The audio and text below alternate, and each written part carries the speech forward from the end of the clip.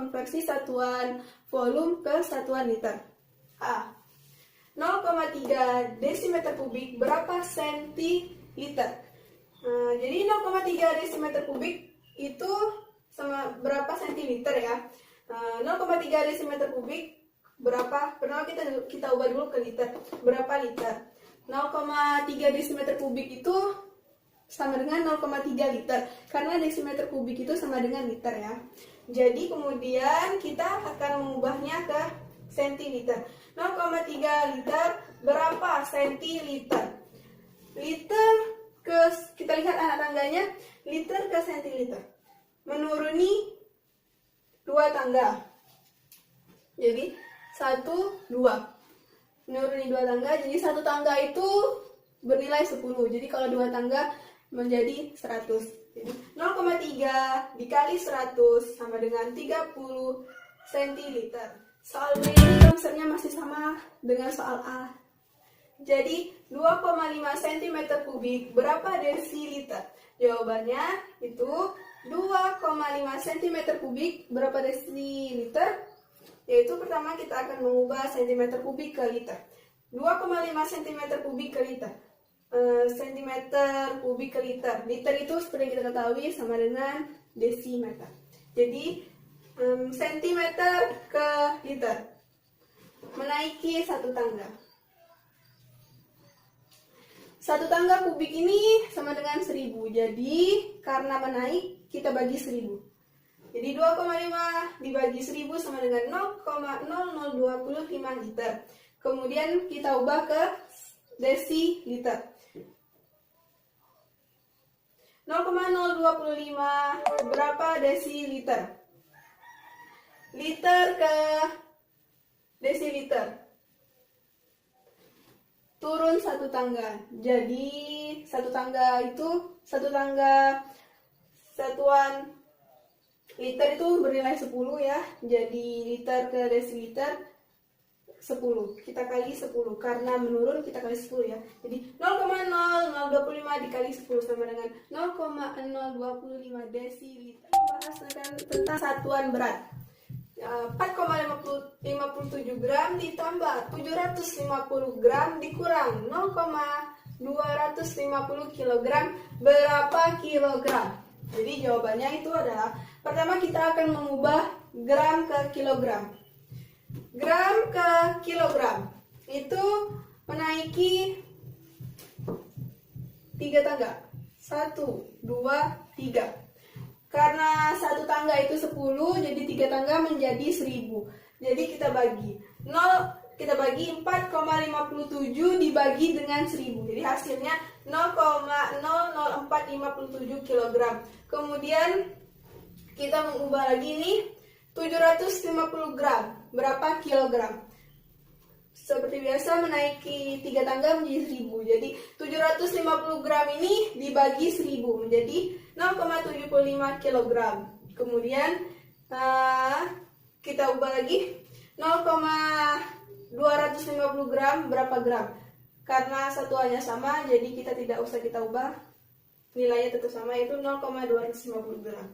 Jadi 0,450 gram ditambah 0,75 kg dikurang 0,250 gram sama dengan hasilnya itu ini 0,504 kg.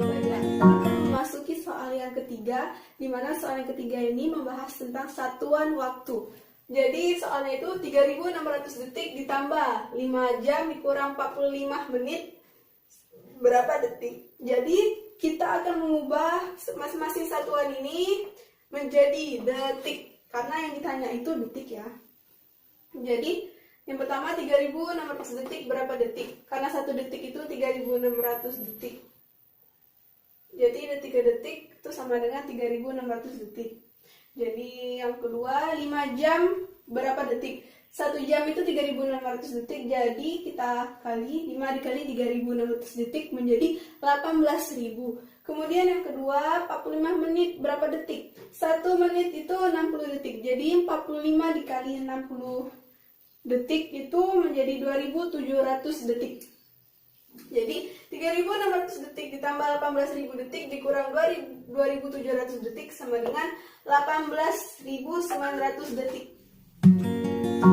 Sekarang kita akan memasuki soal terakhir, nomor 1 itu bagian E. Di mana bagian E ini membahas tentang konversikan nilai satuan dalam suhu. Jadi soalnya ini 77 derajat Fahrenheit berapa Celcius. Nah, di sini kita akan menggunakan rumus yaitu T derajat Fahrenheit sama dengan 5/9 di dalam kurung T dikurang 32 derajat Celcius.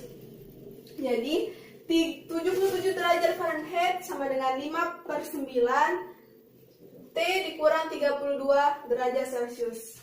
Jadi C sama dengan 5/9 dalam kurung 77 dikurang 32 derajat Fahrenheit. 77 ini yaitu suhu dari Fahrenheit ya. Jadi berapa suhu Celcius sama dengan 5/9 dikali 45 derajat Fahrenheit. Jadi 5/9 ini dikali dengan 45 Fahrenheit. Pertama kita sederhanakan 45 dibagi 9 jadi 5. Jadi kita kemudian dikali di atasnya 5 dikali 5 jadi sama dengan 25. Jadi 77 derajat Fahrenheit sama dengan 25 derajat Celcius. Sekarang kita akan memasuki soal nomor 2 bagian A, di mana bagian A ini membahas tentang jarak perpindahan serta lintasannya. Jadi soalnya itu Riko berjalan dari arah barat ke timur sejauh 8 meter. Kemudian ia melanjutkan ke arah selatan sejauh 6 meter. Tentukan lintasan, jarak, dan perpindahan Riko. Jadi lintasannya itu seperti ini. Riko ini titik awalnya dari barat, kemudian dia ke timur, kemudian dia melanjutkan ke arah selatan. Jadi gambarnya seperti ini. Barat ke timur 8 meter, timur ke selatan 6 meter jaraknya. Jadi jaraknya, rumusnya SBT ditambah TS gitu. Barat ke timur tambah timur ke selatan. Jadi 8 meter ditambah 6 meter sama dengan 14 meter. Jaraknya itu yaitu 14 meter. Kemudian perpindahan. Perpindahan ini kita menggunakan rumus Pythagoras. Seperti yang kita ketahui, gambarnya itu seperti ini ya. Nah, sisi miring. Tanya yuk. Ya. Jadi rumusnya itu akar XTS kuadrat ditambah XBT kuadrat sama dengan akar 6 kuadrat meter ditambah akar 8 kuadrat meter sama dengan akar 36 meter ditambah akar 64 meter. Jadi ditambah masing-masing itu menjadi akar 100. Akar 100 itu sama dengan 10 meter. Jadi perpindahannya itu 10 meter. Baiklah, sekarang kita akan memasuki soal nomor 2 bagian B. Di mana bagian B ini soalnya masih sama dengan, konsepnya masih sama dengan bagian A. Tetapi dalam penalaran soalnya itu yang berbeda dengan yang A tadi. Jadi di sini soalnya itu tentukan besar nilai jarak dan perpindahan. Seperti yang kita ketahui, gambarnya itu seperti ini ya. Jadi yang pertama kita mencari nilai jarak. Rumus jarak itu SAB ditambah SBC. Kita lihat dapat dari rumus SAB tambah SBC itu dari gambar ini. Jadi jarak itu SAB A ke B itu jaraknya itu kehitung 1, 2, 3, 4. Jadi jaraknya itu sama dengan 4 ya. SAB jaraknya 4. Kemudian ditambah dengan jarak B ke C. Kita hitung 1, 2, 3, 4, 5, 6, 7, 8, 9. Maka jarak SAB itu 9. Jadi 4 tambah 9 sama dengan 13 meter. Kemudian yang ditanya itu perpindahan. Perpindahan itu rumusnya X. Perpindahan itu dilambang dengan huruf X. Jadi X akhir dikurang X awal. Jadi X akhirnya itu min 4. X akhirnya kita lihat dari C. Min 4. Kemudian X awalnya itu 1. Jadi min 4 dikurang dengan 1 sama dengan min 5. Kita akan melanjutkan soal nomor 2 pada bagian C. Pada bagian C ini pertanyaannya itu tentang kelajuan dan kecepatan rata-rata. Kita bacakan dulu soalnya. Adam berlari ke arah timur sejauh 15 meter dalam waktu 2 sekon. Kemudian dia berbalik ke arah barat sejauh 5 meter dalam waktu 2 sekon. Tentukan kelajuan dan kecepatan rata-rata Adam. Gambarnya itu seperti ini ya. Adam berlari ke arah timur sejauh 15 meter dalam waktu 2 sekon. Kemudian berbalik arah ke arah barat sejauh 5 meter dalam waktu 2 sekon. Seperti yang kita ketahui, F1 sama dengan 15 meter, F2 sama dengan 5 meter, T1 sama dengan 2 sekon, T2 sama dengan 2 sekon. Jadi kelajuan rata-rata. Kelajuan rata-rata ini rumusnya jarak dibagi waktu. Jaraknya itu antara jarak yang Adam tempuh itu 15 ditambah 5, jadi 20. Waktunya itu 4 karena 2 tambah 2, 4 setelah waktunya. Jadi 20 dibagi 4 sama dengan 5 meter per sekon kuadrat. Kemudian kecepatan rata-rata. Kecepatan rata-rata ini rumusnya perpindahan dibagi waktu. Perpindahan Adam itu seperti dari titik rumusnya itu X akhir dikurang X awal. X akhir Adam itu 5 meter, X awalnya 15. Jadi 5 dikurang 15. Jadi min 10 dalam waktu 4 sekon. Karena 2 tambah 2 sama dengan 4. Jadi min 10 dibagi 4 sama dengan min 2,5 meter per second kuadrat. Dimana min ini melambang, artinya diperlambat atau bergerak ke sebelah kiri. Baiklah teman-teman, sekarang kita akan memasuki soal nomor 2 pada bagian D. Pada bagian D ini kita akan membahas tentang perlajuan rata-rata. Jadi soalnya adalah sebuah mobil melaju dengan kelajuan awal yaitu 4 meter per second dalam waktu 5 second. Kemudian setelah mobil melaju 8 second, kelajuan mobil bertambah menjadi 6 meter per second. Hitunglah berapa perlajuan rata-rata mobil. Rumus pertama kita akan mencari diketahui dulu ya. Diketahuinya itu adalah V1 sama dengan 4 meter per second, V2 sama dengan 6 meter per second, T1 sama dengan 5 second, T2 sama dengan 8 second. Nah, kemudian rumus perlajuan rata-rata ini adalah delta V dibagi dengan delta T. Di mana delta V itu adalah V2 dikurang dengan V1. Kemudian delta T-nya itu adalah T2 dikurang T1. Jadi perlajuan rata-rata sama dengan 6 meter per second dikurang 4 meter per second dibagi 8 second dikurang 5 second. Kemudian 2 meter per second hasilnya itu 2 meter per second dibagi 3 second. Hasil akhirnya adalah 0,66 meter per second kuadrat. Baiklah teman-teman, kita masih berada pada soal nomor 2. Tetapi pada bagian E. Pada bagian E ini kita akan membahas tentang percepatan rata-rata. Soalnya adalah kecepatan mobil bertambah secara konstan dari 18,5 meter per second menjadi 46,1 meter per second dalam waktu 2,47 second. Berapa percepatan rata-ratanya? Jawabnya, pertama kita akan mencari diketahui dulu. Diketahuinya itulah V1-nya itu sama dengan 18,5 meter per second, di mana V1 itu adalah kecepatan awalnya, kemudian V2 itu kecepatan akhirnya 46,1 meter per second, delta T itu delta T itu adalah rata-rata waktunya setelah waktu 2,47 second. Jadi percepatan rata-rata itu rumusnya adalah delta V dibagi delta T, di mana delta V itu sama dengan V2 dikurang V1 dibagi delta T itu ada T2 dikurang T1.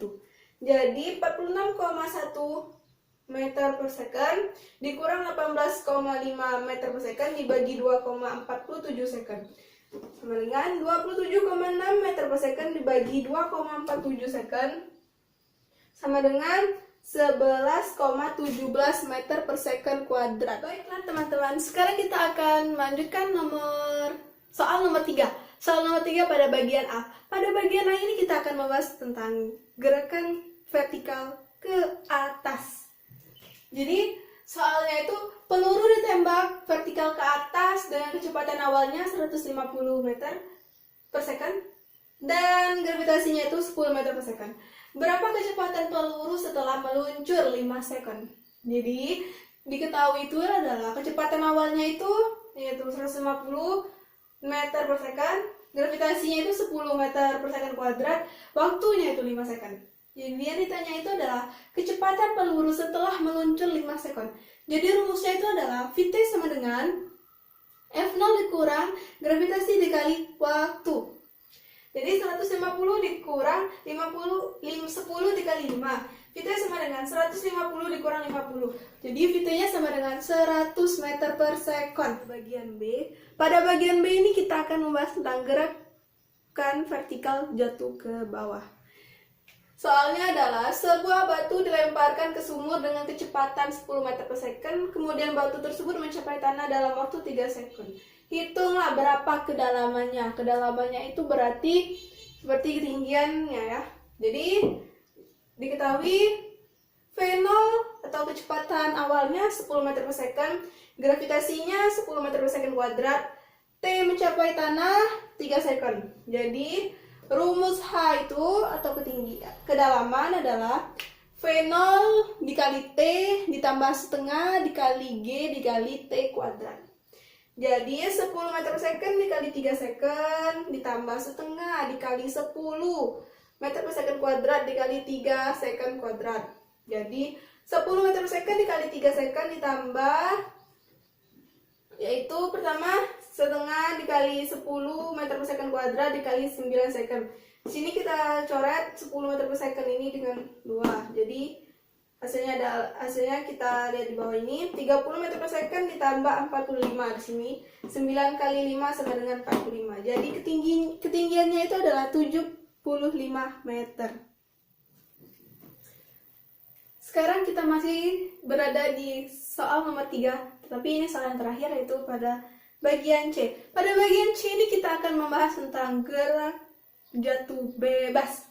Jadi buah jatuh dari pohonnya dengan gravitasi 10 meter per second kuadrat. Dari ketinggian berapa buah itu jatuh jika dalam waktu 9 second buah itu sampai ke tanah. Kemudian lalu berapa kecepatan buah bila terjatuh dalam waktu 3,5 second. Jadi jawabannya itu yang seperti kita diketahui dulu kita carinya itu gravitasinya adalah 10 meter per second kuadrat, tinggi waktu ketinggian buah itu jatuh 9 second, kemudian waktu kecepatan buah jatuh dalam waktu 3,5 second. Jadi yang ditanya itu adalah ketinggian dalam waktu 9 second dan kecepatan buah jatuh dalam waktu 3,5 second. Jadi pertama itu adalah ketinggian. Ketinggian itu rumusnya adalah setengah dikali G gravitasi dikali T kuadrat. Jadi setengah dikali 10 dikali 9 kuadrat sama dengan setengah dikali 10 dikali 81. Jadi kita coret dulu 10 dibagi 2 jadi 5. Jadi 5 dikali 81 sama dengan 405 meter. Jadi ketinggian buah jatuh dalam waktu 9 second itu adalah 405 meter. Kemudian kecepatan buah jatuh dalam waktu 3,5 sama dengan, yaitu rumusnya kecepatan itu adalah gravitasi dikali dengan waktu. Jadi 10 dikali 3,5 second sama dengan 35 meter per second. Baiklah teman-teman, sekarang kita akan memasuki soal nomor 4. Soal nomor 4 ini adalah sebutkan 3 jenis perpindahan kalor dan beserta contohnya. Pertama, perpindahan kalor itu ada konduksi, kedua adalah konveksi, ketiga adalah radiasi. Jadi, pengertian konduksi itu adalah perpindahan zat panas melalui zat padat yang tidak ikut mengalami perpindahan. Maksudnya itu adalah partikel-partikelnya tidak ikut mengalami perpindahan. Kemudian yang kedua adalah konveksi. Konveksi itu adalah perpindahan panas melalui aliran yang dimana zat perantaranya itu ikut mengalami perpindahan. Kemudian yang kedua adalah radiasi. Radiasi itu adalah perpindahan kalor tanpa zat perantara. Maksudnya itu adalah perpindahannya itu langsung secara langsung, tanpa zat perantara. Sekarang kita akan memasuki contoh dari ketiga jenis perpindahan kalor. Pertama itu tadi konduksi, kedua konveksi, ketiga radiasi. Konveksi ini adalah contohnya itu knalpot motor menjadi panas saat mesin dihidupkan. Kemudian yang kedua adalah tutup panci menjadi panas saat dipakai untuk menutup ketika kita merebuskan air. Kemudian nomor 3 itu adalah mentega. Mentega yang dipanaskan di wajan kemudian menjadi meleleh karena panas. Kemudian contoh dari konveksi itu gerakan naik turun kacang hijau ketika kita merebus kacang hijau. Kemudian terjadinya angin darat dan angin laut. Kemudian sebuah air dipanaskan dalam panci, maka energi dihasilkan api pada kompor akan merambat ke air sehingga yang berada di dalam air itu akan panas seperti di saat kita merebuskan air. Kemudian kalau radiasi ini perpindahan panas itu tanpa perantara, artinya secara langsung. Contohnya kita berada di bawah terik matahari, tuh kita akan merasa panas. Itulah adalah contoh dari perpindahan secara langsung. Kemudian tubuh kita terasa hangat jika kita berada di depan api unggun, karena itu zat apinya itu secara langsung terhadap kita. Kemudian yaitu adalah kita menjemur pakaian di bawah sinar terik matahari. Tentunya pakaian kita akan cepat kering. Baiklah teman-teman, sekarang kita akan memasuki soal nomor 5. Soal nomor 5 pada bagian A ini, soalnya adalah bagaimana proses perubahan kimia dan fisika dan berikan contohnya dalam kehidupan sehari-hari. Baiklah, pengertian perubahan kimia ini adalah suatu perubahan materi menghasilkan jenis dan sifatnya materi yang baru. Kemudian kalau fisika itu adalah perubahan fisika itu perubahan yang tidak menghasilkan zat baru, meskipun wujud atau fisiknya mengalami perubahan, tetapi sifat-sifat dari fisika itu tidak mengalami perubahan. Sekarang kita masih berada soal nomor 5, tetapi ini pada bagian B, dan ini adalah soal terakhir. Soalnya itu adalah bagaimana pesawat sederhana dapat dikatakan mampu memperkecilkan gaya yang kita berikan, dan berikan contohnya. Tentunya pesawat sederhana ini mampu memperkecilkan gaya yang kita berikan karena pesawat sederhana ini merupakan alat yang digunakan manusia untuk membantu kegiatan di kehidupan sehari-hari atau mempermudahkan suatu pekerjaan, seperti jika kita melakukan suatu pekerjaan yang berat. Kemudian dengan adanya pesawat sederhana ini kita akan mendapatkan pekerjaan yang membantu suatu pekerjaan yang ringan. Salah satu contohnya itu adalah seperti gerobak roda 1 pada jenis tuas kedua, yaitu kita mengangkut semen menggunakan gerobak roda 1 ini, sehingga mempermudahkan pekerjaan kita untuk mengangkut semen daripada kita memikul semen dengan bahu. Kemudian yang kedua ini adalah katrol. Tentunya ini tidak asing lagi bagi kita. Contohnya katrol itu adalah ketika kita menimba air di dalam sumur. Tentunya ini jika kedalaman sumur semakin dalam, dengan adanya bantuan katrol tentunya akan mempermudahkan kegiatan kita untuk mengangkut atau menimba air yang ada di dalam katrol. Kemudian yang ketiga itu adalah bidang miring. Tentunya bidang miring ini adalah seperti kita ingin menggapai suatu ketinggian. Dengan adanya bidang miring, salah satu contohnya adalah tangga. Kita menggunakan tangga atau kita menaikkan tangga untuk mencapai pada ketinggian atau mengambil sesuatu pada ketinggian tertentu, atau kita menurunkan barang dengan keadaan bidang miring seperti ini. Jadi dia langsung turun. Baiklah teman-teman, Terima kasih telah menonton soal-soal pembahasan ujian tengah semester konsep dasar IPA. Saya mohon maaf apabila di dalam pembuatan video ini, yaitu soal-soalnya itu ada kesalahan. Saya mohon maaf sekali lagi. Dan semoga video ini bermanfaat bagi kita semua.